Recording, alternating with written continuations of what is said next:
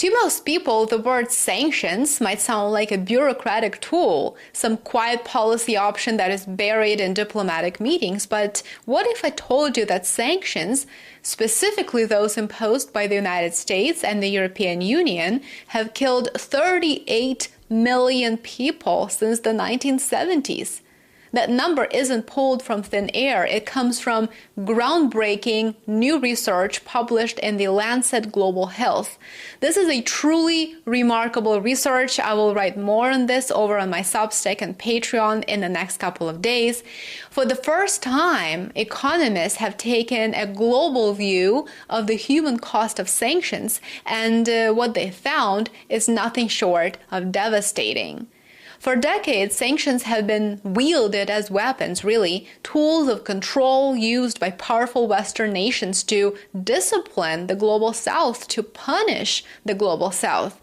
Sanctions are a form of coercion in foreign policy designed to force a sovereign state, a sovereign nation, to act in a way that aligns with the U.S. agenda, with the U.S. interest.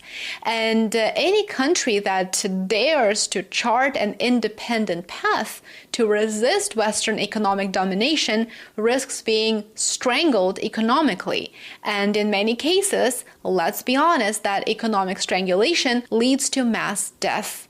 During the 1970s, an average of 15 countries were under Western unilateral sanctions at any given time. These weren't surgical or precise sanctions. They targeted entire economies. The goal is to destabilize industries, cut off access to trade and finance, and provoke internal domestic crises that would lead to the collapse of governments. Take Chile, for example. In the 1970s, Salvador Allende, who was democratically elected on a socialist platform, became president. The response from Washington was swift and brutal. President Richard Nixon told his advisors to, quote, make the economy scream. The historian Peter Kumbla called it an invisible blockade. The U.S. choked Chile off from international credit and trade. The result was not difficult to predict. They knew it would happen: social unrest, economic breakdown, and eventually a U.S.-backed coup that brought the dictator Augusto Pinochet to power. This was just the beginning. By the 1990s and 2000s, the number of countries under Western sanctions had doubled. Today, it's more than 60, many of them in the Global South: Iran, Russia, Venezuela, Cuba, Ethiopia, Iraq, Syria until recently, and many more. And with each passing decade, the death toll climbs. One of the most infamous cases was Iraq in the 1990s. After the Gulf War, U.S.-led sanctions devastated the country's economy. Access to clean water, electricity, medicine all collapsed.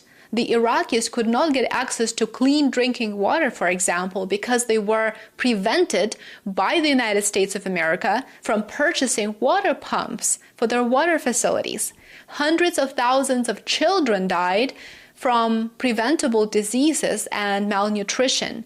UN officials who were on the ground at that time described the situation as, and I quote, genocidal. In more recent years, Venezuela has been a target. US sanctions, ramped up aggressively in 2017 and 2018, deepened a severe economic crisis. The Lancet study estimates that 40,000 people died in just 1 year because of these measures, many from a lack of access to medicine and food.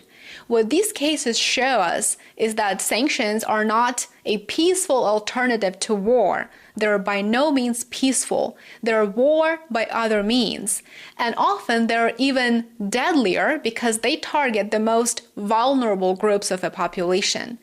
Until now, researchers have only been able to estimate the toll of sanctions one country at a time, but the new Lancet study, led by economist Dr. Francisco Rodriguez of the University of Denver, changes that.